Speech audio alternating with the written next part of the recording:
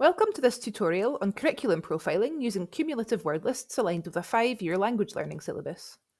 In this video, we'll be working with lists based on the language-driven Pedagogy and Oak National Academy syllabi.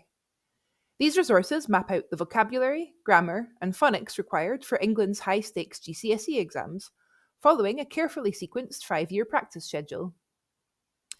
Versions of these syllabi are available for both the AQA and Edexcel specifications, and you can download them using the links below. In this tutorial, we'll focus on how to interpret coverage data to help you match texts to appropriate points in the learning sequence. For this demonstration, I'll be working in Spanish.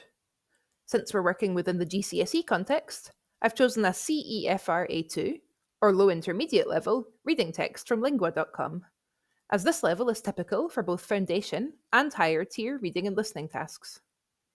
To keep things simple, I'll just use a very short extract from the text to show how the profiling tool works in detail. The word lists used for this kind of profiling are divided into two phases: Key Stage 3, ages 11 to 14, when language learning in England is still compulsory, and Key Stage 4, ages 14 to 16, when students opt in to take the GCSE exam. In Key Stage 3, all students follow the same syllabus, and so we have just one set of shared word lists. At Key Stage 4, the lists diverge by awarding organisation, so either AQA or Edexcel, and also by tier, either foundation or higher. In this walkthrough, I'll be using the AQA-aligned lists, but if your school follows Edexcel, just select those lists instead. The steps will be exactly the same. To show how the cumulative structure builds over time, let's start at week 1 of year 7, right at the beginning of Key Stage 3. At this point, the syllabus assumes no prior knowledge of Spanish, and the list for that week contains just a handful of words, about 10 or so. In week 1, only very simple, specially written sentences would be fully covered by the word list, so it's not surprising that only 2 words in our sample text are recognised: the preposition en, meaning in, and the verb form está, meaning is, the third-person singular form of estar, to be. You'll notice that están, which is also a form of estar, is still orange. That's because plural forms of verbs have not yet been introduced in the syllabus. MultilingProfiler takes grammatical knowledge into account as well as vocabulary knowledge. Inflected forms don't count as known until the relevant grammar point has been introduced, and so están will turn black only after this point in the syllabus, when students are expected to be able to recognise all plural forms.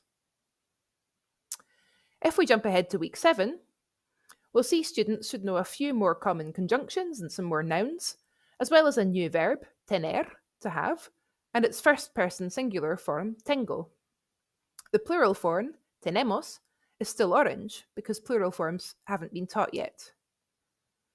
While this text is still far too advanced for Year 7 learners, it is interesting to see that by half-term, students already are able to recognise 20% of the words in the text. Moving to the start of Term 2, we see plural verb forms like tenemos have now been introduced, along with definite articles, and some more new nouns. By the end of that term, están has been covered as well, along with other third-person plural forms. So you can see the lists are not just growing in length, they're also deepening in grammatical complexity. Students are both learning new words and new forms of words that they've met before.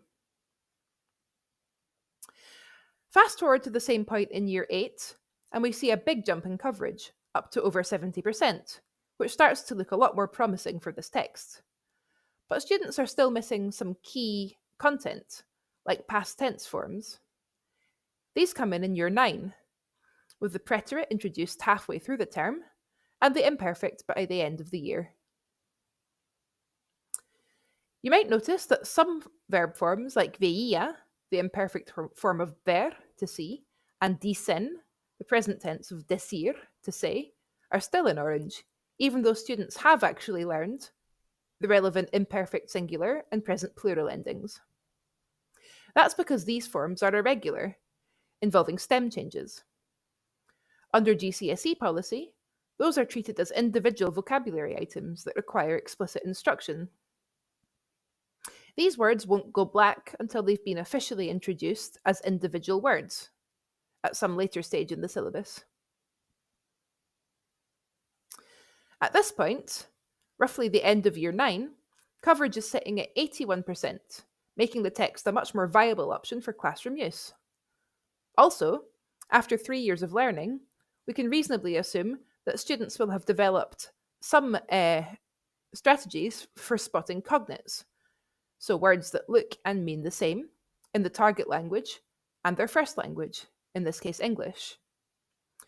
On this assumption, I'm going to go ahead and manually add Brasil, diferente, and atmosfera to the list of words classed as known, assuming that this text is going to be used as a reading task. I'd be more cautious about doing this if it was a listening task, because these words don't sound quite as similar to their English equivalents as they look. If you haven't used this feature to manually override word lists before, you'll find out more about it in Tutorial 8. With these cognate words added to the list, coverage jumps up to 85%, but learners still need a bit more vocabulary breadth, especially around irregular forms, to make use of this text in the most meaningful way. Let's now move on to Key Stage 4. As I mentioned earlier, we're now moving away from a single shared syllabus and dealing with lists that diverge by a wording organisation and by tier. Each week now has 2 lists, one for foundation tier, marked F, and one for higher tier, marked H, with the higher tier including a broader range of vocabulary and grammar. If we toggle between the 2 lists for the same week, we can see the difference. Coverage is roughly 4% lower with the foundation list than the higher list. With the higher list, we're now reaching nearly 92% coverage, which suggests that mid-year 10 would be an appropriate point to introduce this text into the curriculum. Foundation learners will need a little longer. The end of year 10 looks like a better fit for those learners. And of course, don't forget that you can always adapt the text itself to improve its alignment with the word list.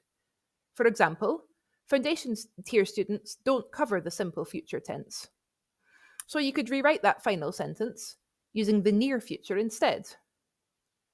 The few remaining orange highlighted words are mostly topic-specific vocabulary.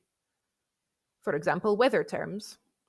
These could easily be glossed, used as part of a dictionary task, or set as vocabulary pre-learning homework. To learn more about the research behind this feature of the profiler, including how vocabulary grows over time, what helps retention, and how words are best sequenced, check out these short summaries from the OASIS database. In Tutorial 8, we'll look at how to manually add words that aren't on the core list, but which learners might still understand, like cognates, proper nouns, and glossed words.